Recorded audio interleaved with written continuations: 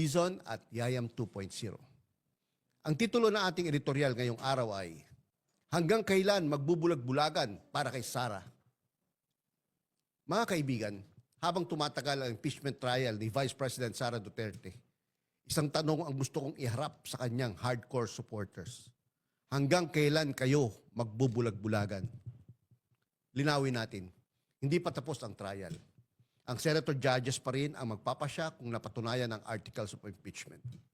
Pero ang due process ay hindi nangangahulugang magpapanggap tayong walang nakikitang red flags. Hindi ito Duterte versus Marcos.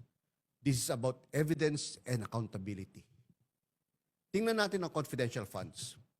Sa testimony ni OVP Assistant Secretary Limuel Ortonio, lumabas na August 22, 2022 pa lamang humihingi na ang OVP ng 250 million confidential funds.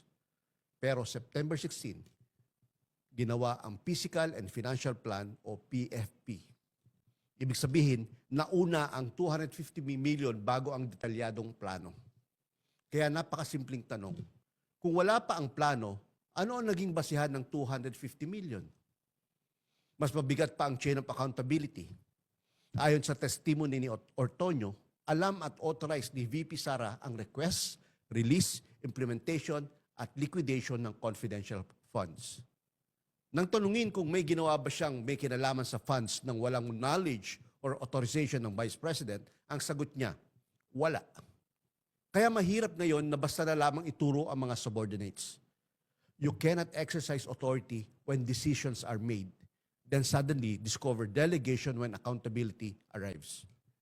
Nariyan din ang 125 million confidential fund na ayon sa prosecution, iniulat na naggastos sa loob lamang ng 11 days, habang 132 areas umano ang covered.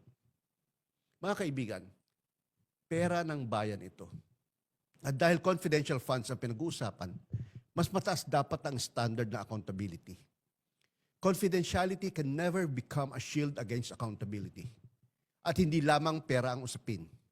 Nariyan din ang November 2024 live stream kung saan sinabi ni VP Sara na may kinausap siyang tao at inutusan na kung siya ay mapatay, patayin sina President Bongbong Marcos, First Lady Liza Araneta Marcos at dating Speaker Martin Romualdez. Kung betrayal of public trust o culpable violation of the Constitution ito, Senator judges ang magpapasya. Pero tanong ko, normal ba para sa isang Vice President na magsalita tungkol sa pagpapatay sa Presidente ng Republika? At dito pumapasok ang problema ng blind loyalty. Kapag testimony ay pabor kay Sara, katotohanan daw. Kapag damaging, scripted. Kapag dokumento ay pabor, solid evidence. Kapag hindi pabor, demolition job. Hindi na paghahanap ng katotohanan iyan. Confirmation bias na iyan, dressed up as political loyalty. Hindi ko sinasabing ideklara nating guilty si Sara ngayon. Bigyan siya ng buong pagkakataong ipagtanggol ang sarili. Pero bigyan din natin ang sambayanang Pilipino ng karapatang magtanong at humingi ng malinaw na sagot. Pakinggan ang testimony, basahin ang documents, tingnan ang timeline, then judge the evidence, not the political surname. Tandaan natin, Sara Duterte is not the Constitution. The Duterte family is not the Republic.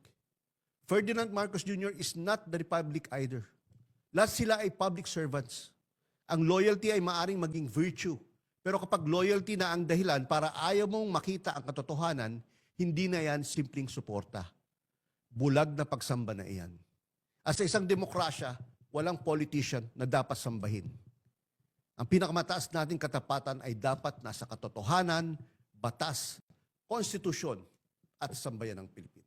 Yan po ang ating editorial ngayong araw. Sana nagustuhan nyo. Kung meron po kayo suggestions, comments, or questions, pakilagay lang po sa comments portion ng ating post na ito.